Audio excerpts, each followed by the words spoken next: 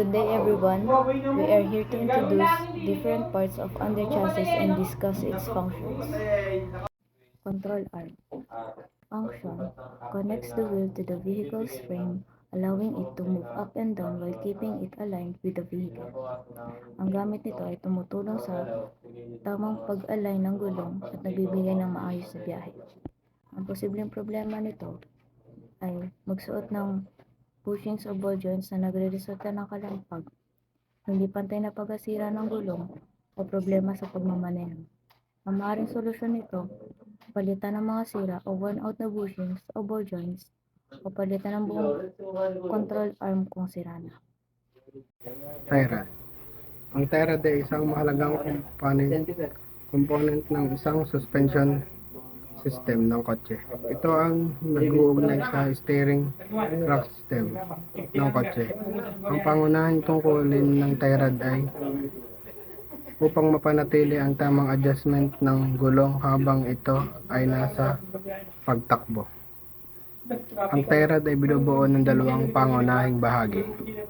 Ang tie rod end. Ito ang tie rod end na nakakabit sa steering rack kapag ang steering wheel ay pindot ng motion at ipapasa mula sa rack papuntang tie rod. Outer tie rod. Ito ang tie rod na nakakabit sa wheel hub. Ang outer end ay nagdadala ng motion mula sa tie rod papunta sa wheel. Paano gumagana ang tie rod? Kapag ang tie rod ay napindot mula sa motion papasa mula sa steering rack papunta sa tie rod. Ang motion na ito ay nagpapasa mula sa tie rod papunta sa wheel na naglilikha ng pag-andar ng kotse. Ang tie rod ay may dalawang ball joint na nagbibigay daan pagluwag ng paggawa ng adjustment ng gulong. Mga component ng tie rod. Ang tie rod ay binubuo ng isang metal na bra at may dalawang tie rod end na may ball joint. Ang ball joint ay nagbibigay daan sa maluwag na paggalaw ng tie rod habang ang kotse ay nasa pag-andar. Mga karaniwang problema ng tie rod. Ang karaniwang problema ng tie rod ay nagkakaroon ng wear and tear at posibilidad ng breakage o failure dahil sa stress ng pag-andar. Ang mga ito ay maaaring magdulot ng sira sa kotse at maaaring mapekto sa handling at safety ng kotse. Kahalagahan ng tie rod. Ang tie rod ay isang mahalagang bahagi ng suspension system ng kotse.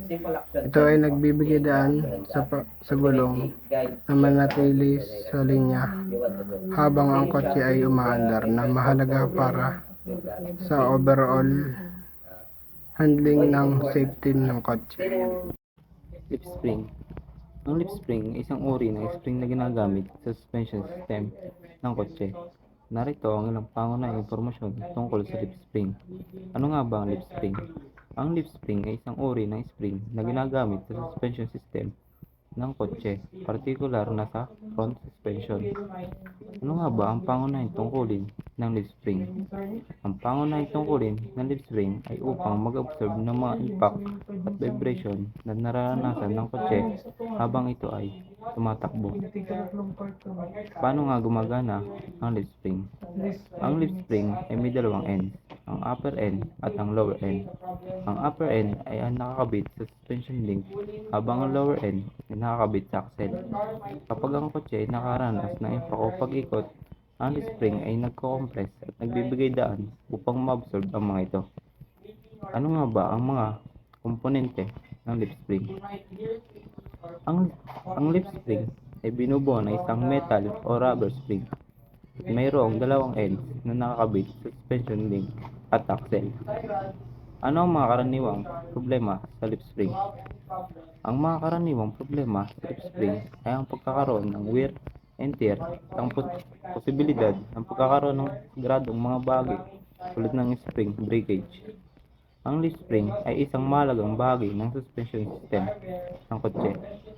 Ito ang nagbibigay daan sa kotse na mag-absorb ng mga impact at vibration na mahalaga para sa overall comfort at handling ng kotse. Stabilizer link. The stabilizing link, also known as the sway bar link, is a component of a vehicle suspension bar or suspension system. It connects the stabilizer bar to the suspension component, such as the control arms.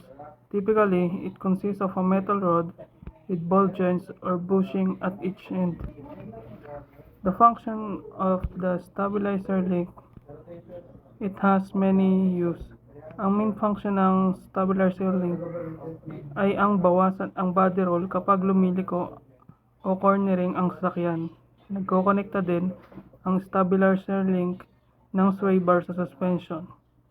Tumutulong ito upang ma-distribute ang pwersa sa buong sasakyan para mapabuti o mapaganda ang stability at handling ng sasakyan.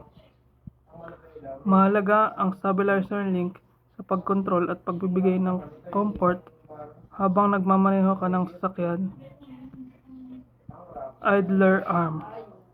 The idler arm is a component of a vehicle steering system usually found in vehicles with a conventional circulating ball steering setup. It is a pivot point that connects the steering linkage to the frame of the vehicle. The idler arm is typically mounted on the right side of the vehicle and can vary in design, but usually features a metal arm with a pivot point. Ang function ng idler arm ay ito ay sumusuporta sa steering linkage at tumutulong din upang mapaikot ng maayos ang steering linkage habang nagmamanibela ka ng sasakyan. Tinutulungan ng idler arm na mapanatili ang tamang alignment ng steering system at sinisiguro nito ang maayos na operasyon sa pamamagitan ng pagbabawas ng pagkasira sa iba't ibang parts. Nakakatulong ito sa paglipat ng mga input steering mula sa driver patungo sa mga gulong habang pinapanatili nito ang stability at control ng driver sa kanyang sasakyan. Ball joint.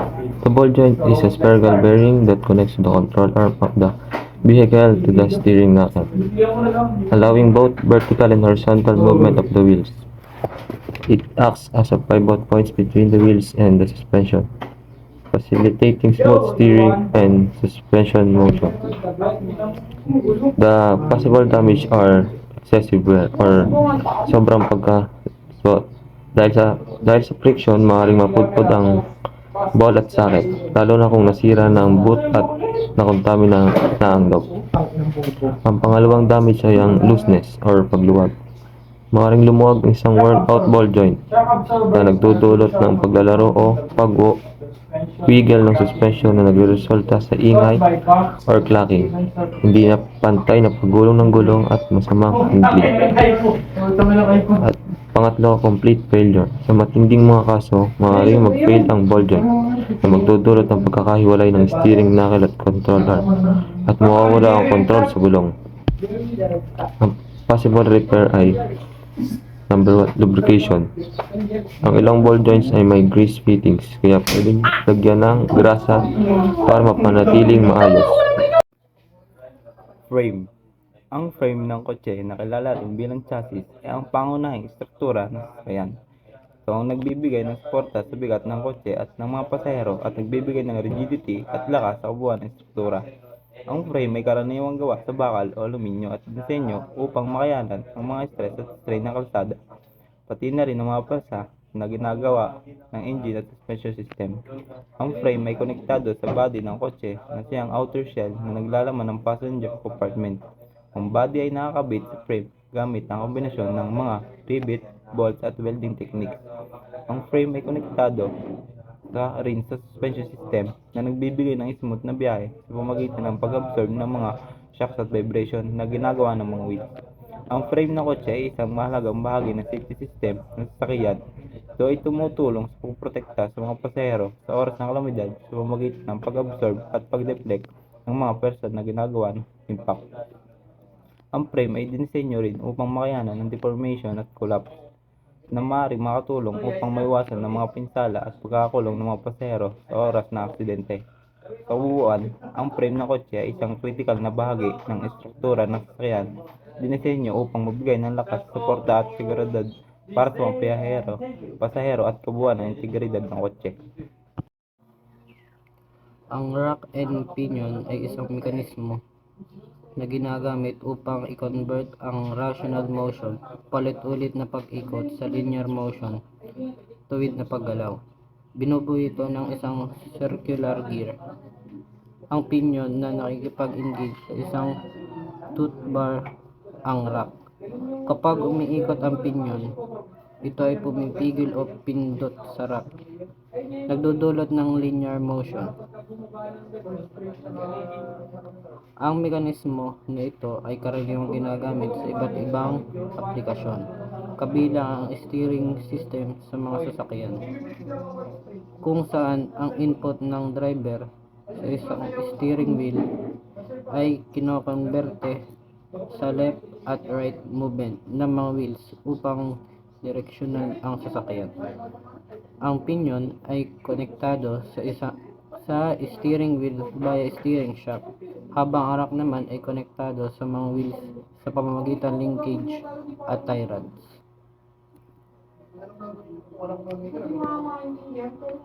Ang mechanical advantage ng isang rack and pinion system ay tinutukoy ng ratio ng bilang ng mga teeth sa pinion bilang ng mga teeth sa rack.